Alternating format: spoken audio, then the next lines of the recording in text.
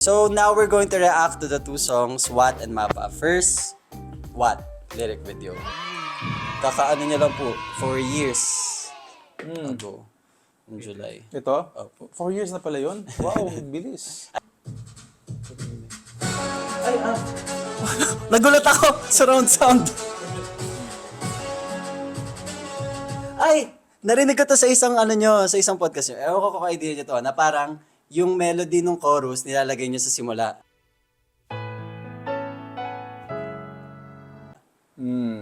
Meron din. Sa intro ng song. Oo, sa intro ng song kasi narinig ko, Dina, Pero ito, na, preset na yan. Ano na yan? Yan ang idea mismo ng song. So, kaya tama yung direction ng inaano nila. May tawag po ba sa ganun, Sir Jay? Or technique lang yun? Well, ano siya? Well, may tawag sila doon. Hindi ko alam yung tawag doon. Pero, inaano ko rin yan sa mga nag-aaral ng songwriting. I-explore nyo muna yung baka may magandang intro doon sa bandang bridge, di ba? Or bandang chorus. Yun yung unahin nyo. Kasi napansin mo din, 'di ba, doon sa kahit kailan na song. Napansin niya kasi nung isang araw, sabi niya, ay, yung intro pala nito, ito rin yung Chorus. yung chorus din Yes, pala. yes. Correct. Sinabi kasi ni Sir Jay sa interview. Tama yun, tama. Kaya sabi ko, ay, oo nga, ganun nga ginagawa nila. So, ginawa rin nila dito. Okay. Contrast sa verse yun eh. Okay.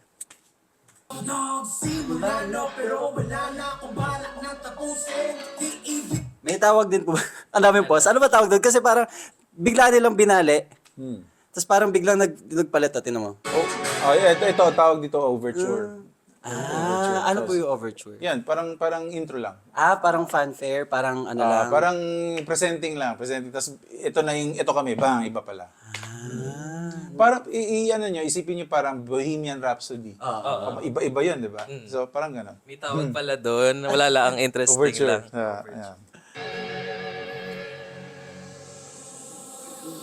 Simula na pero wala na akong balak na tapusin. Alam ko naman na di ako pinakaano magaling.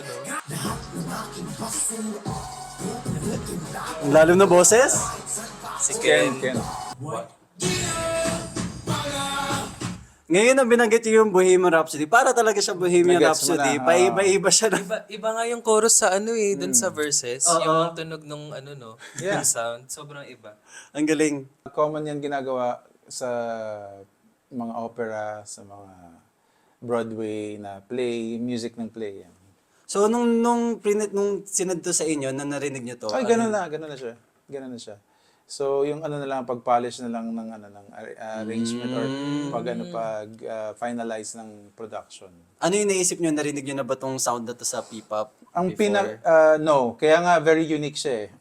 I would say na ang pinaka nadagdag ko dito sa is the guitars and some of the brasses. Kayo ba yun?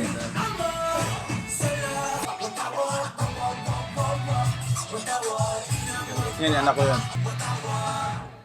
Pare-pares na tayo may pagkakita. Pares! Bigla na naman binago. Okay. Ulat-ulat. Subalit ulat. Iba nga sila ng verse. Ganda talaga. Ganda, no? Ngayon, alam mo, parang nire-realize ko, dapat magbanda sila. Kasi nung pinerform po nila to, -1. Oo, -1 eh. Dapat banda para damang-dama yung Kasi ang ganda ng tunog nung dito, nung gitara, Yan. Tama ka doon. SB19. Hindi, pero nagbabalak yan. Maybe in time, baka magkaroon ng ganong klaseng fusion. Pero talagang, if you wanna maximize din talaga, at maganda naman pakinggan, at na-rehearse mo to lessen the mistakes, yun, mas maganda talaga pag Pero mas maganda pakinggan pag may banda. Oo. Okay. SB19 if you're watching.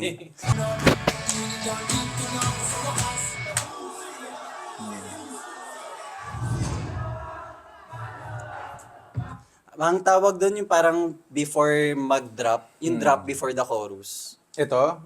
Oo. Well, para sa video lang yan eh. Pero pag yung sa talaga Yung yata, sa record, sa Spotify, wala yata. Wala. I don't think so. Wait. Pakinggan ko lang. Parang, hindi, nandyan na yan, pero inano lang nila, minorf lang. Yan ang dinagdag. Ayan yung dinagdag. Yan. Yan. Yung noise na yan, dagdag yan. Production, style, effects.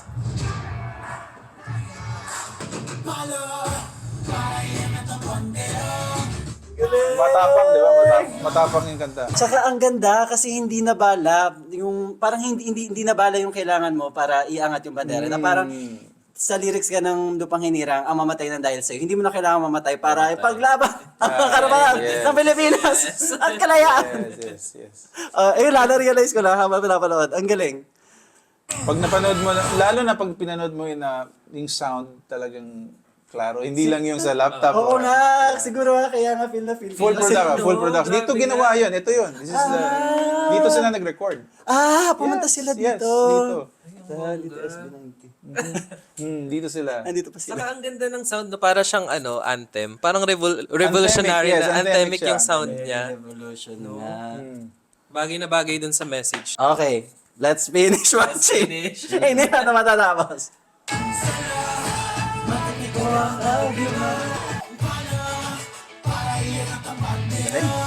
Nag-iba na naman yung yung parang mood, yung genre. Masaya na yung Masaya na, may masaya mga trumpets na. Parang na victory. Victorious na. No? Victory na. Kasi after nung war, Correct.